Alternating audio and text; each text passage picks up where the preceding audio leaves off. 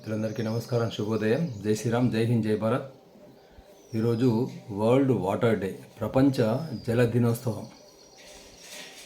మనకు జలం గురించి అంటే జలమే ప్రాణాధారము, జలమే మనకు బలము, సేవ్ వాటర్, సేవ్ నేచర్ అనేటువంటి నినాదాలు చాలా విని ఉన్నాం. కానీ ఇప్పుడు మన పరిస్థితి ఎలా ఉందంటే మనం చూస్తున్నాం ఈ దేశంలో. ఇప్పుడు ప్రతిరోజు కూడా బెంగళూరు బెంగళూరు బెంగళూరు అని వినిపిస్తుంది. బెంగళూరు లోపల ఎంత నీటి కొరత వచ్చిందంటే చాలా ఘోరమైనటువంటి దారుణమైనటువంటి పరిస్థితులు. అంటే చాలామంది ఉద్యోగులు, సాఫ్ట్వేర్ ఇంజనీర్లు కానీ ఉద్యోగులు కానీ స్నానం చేయకుండానే ఆఫీస్కి వెళ్తుండ్రంటే ఎంత దారుణంగా ఉందో పరిస్థితి అర్థం చేసుకోవచ్చు. అంటే మనం ఉన్నటువంటి వనరులను సక్రమంగా వినియోగించుకోకపోవడం వల్ల, నీటిని 90% వృధా చేయడం వల్ల మనము నీటి కొరతను ఎదుర్కొంటున్నాం. ఇంకా భవిష్యత్తులో చాలా ఘోరమైనటువంటి దారుణాలు జరుగుతాయనేటువంటిది మనం దీన్ని బట్టి మనం అర్థం చేసుకోవచ్చు. కాబట్టి ఈ నీటి కొరతను నివారించడానికి, నీటిని సంరక్షించుకునడానికి, ఈ నీరే మనకు ప్రపంచ మానవాళికి కానీ జీవరాశులకు కానీ ప్రతి ఒక్క వ్యక్తికి కానీ ప్రతి ఒక్క జీవరాశికి కానీ నీరే ఆధారము, నీరే ప్రాణము. కాబట్టి నీటిని రక్షించుకునేటువంటి ఉద్దేశంతో మరి ప్రతి సంవత్సరం కూడా మార్చి 22వ తేదీ నాడు జల దినోత్సవంగా ప్రకటించడం జరిగింది ఐక్యరాజ్య సమితి. అంటే 1992లో ఐక్యరాజ్య సమితి సమావేశం లోపల ఈ ప్రతిపాదన రావడం జరిగింది. 1993 నుంచి మరి కంటిన్యూగా ప్రతి సంవత్సరం కూడా ప్రపంచ నీటి దినోత్సవం అనేటువంటిది అన్ని దేశాలు కూడా జరుపుకోవడం అనేటువంటిది జరుగుతున్నది. అంటే ఈ సస్టైనబుల్ డెవలప్మెంట్ గోల్స్ లోపల, అంటే సుస్థిర అభివృద్ధి లక్ష్యాల లోపల నీరు కూడా ప్రధానమైనటువంటిది. అంటే నీటిని మనము ప్రతి బొట్టు కూడా మనకు బంగారం లాంటిది అనేటువంటిది ఎంతోమంది మేధావులు చెప్తున్నారు, శాస్త్రవేత్తలు చెప్తున్నారు. కానీ మనం గ్రామాలలో నీటిని ఎక్కువ శాతం వృధా చేస్తున్నాం. వృధా చేయడం వల్లనే మనకు నీటి కొరత ఏర్పడుతుంది అనేటువంటిది. ఏదైనా వస్తువు మనకు తెలుసు, ఏదైనా వస్తువు కానీ మనకు లేనప్పుడే దాని యొక్క విలువ తెలుస్తుంది.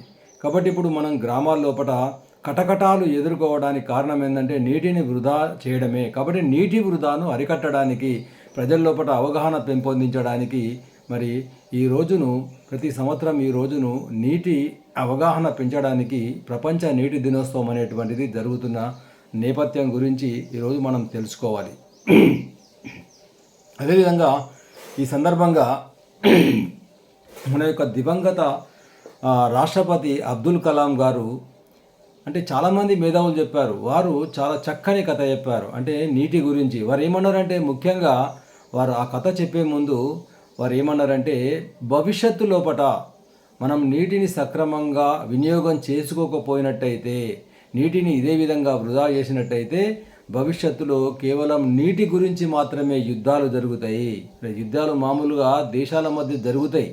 అంటే భూమి గురించి కానీ, ఆక్రమణల గురించి కానీ, సార్వభౌమత్వం గురించి కానీ, మరి సామ్రాజ్యాన్ని విస్తరణ చేసుకోవడానికి యుద్ధాలు జరుగుతాయి. కానీ వారు ఏం చెప్పారంటే కేవలం నీటి గురించి మాత్రమే యుద్ధాలు జరుగుతాయని వారు నొక్కి చెప్పడం జరిగింది. 2060-70 సంవత్సరం వరకు వారు ఒక కథ చెప్పారన్నట్టు. ఇదే విధంగా నీటిని వృధా చేసినట్టయితే 2060-70 సంవత్సరము మధ్యన వారు ఏమి ఊహించిందంటే, వారు ఏమన్నారంటే, ఎక్కడైనా ఒక చెలిమే ఉందనుకోండి, ఒక చెలిమే అంటే ఒక వాగు ఉంటుంది, ఆ వాగు అంతా ఇసుక ఉంటుంది. ఆ ఇసుక లోపల, ఆ వాగు లోపల మనము చెలిమే అంటే కొద్దిగా ఇసుక తవ్వితే చిన్న గుంత తీస్తే దాన్ని చెలిమే అంటాం.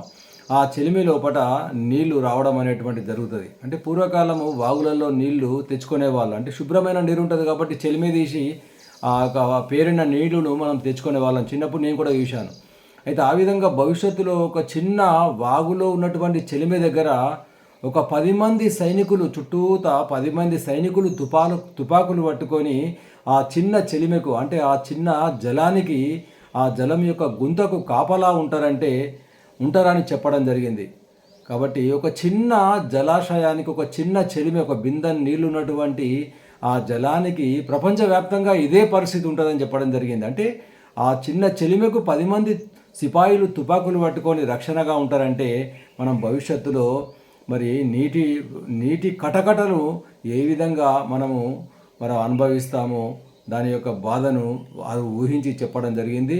అది ఈరోజు మనం బెంగళూరులో చూసాము. వారు ఏమన్నారంటే, భవిష్యత్తు లోపల బెంగళూరు కానివ్వండి, హైదరాబాదు, ఢిల్లీ, మద్రాసు ఇటువంటి పెద్ద పెద్ద నగరాల లోపల భూగర్భ జలాలు పూర్తిగా అడుగంటిపోతాయని కూడా వారు హెచ్చరించడం జరిగింది. కాబట్టి మన ముందున్నటువంటి తక్షణ కర్తవ్యం ఏంటంటే జలాన్ని మరి కాపాడుకోవాలి. జలమే మనకు ప్రాణాధారం కాబట్టి ప్రతి నీటి బొట్టును కూడా ఒడిసి పట్టాలి. మనము ఇళ్ళ లోపల వర్షపు నీటిని మనకు ప్రభుత్వం అనేక రకాల పథకాలు ప్రవేశపెట్టింది. ముఖ్యంగా వృధా అయ్యేటువంటి నీటిని అరికట్టాలి. ప్రతి ఇంటికి ఇంకుడు గుంత నిర్మాణం చేసుకోవాలి. ఆ విధంగా చేసుకున్నప్పుడు మనము మన జలాన్ని అంటే ఇదే విధంగా నేను బతకాలి, 10 మంది బతకాలి, నేను బతకాలి, నా పక్కవాడు బతకాలి, నాకు నీళ్లు కావాలి, నా పక్కవాడికి కూడా నీళ్లు కావాలి నాతో పాటు అనేటువంటి ఒక దృక్పథం, ఒక ఐడియాలజీ, ఒక దృష్టికోణంతో మనం ఉన్నట్టయితే ఖచ్చితంగా ఈ యొక్క నీటి వృధాను అరికట్టగలం. ఆ విధంగా హ్యుమానిటీ మానవతా దృక్పథంతో మనకు ముందుకు వెళ్ళవలసినటువంటి నేపథ్యాన్ని గుర్తు చేయడానికే ఈ యొక్క చిన్న వీడియో ఈరోజు ప్రపంచ జల దినోత్సవ సందర్భంగా మీ ముందుకు తీసుకురావడం జరిగింది. కాబట్టి ఆ విధంగా మనం ముందుకు వెళ్ళాలని ప్రార్థిస్తూ ఈ వీడియో మీకు నచ్చినట్టయితే 10 మందికి షేర్ చేయండి. దేశం కోసం, ధర్మం కోసం, సమాజం కోసం ఛానల్ను సబ్స్క్రైబ్ చేయండి అని కోరుతూ అందరికీ ప్రపంచ జల దినోత్సవ శుభాకాంక్షలు. జై హింద్, జై భారత్.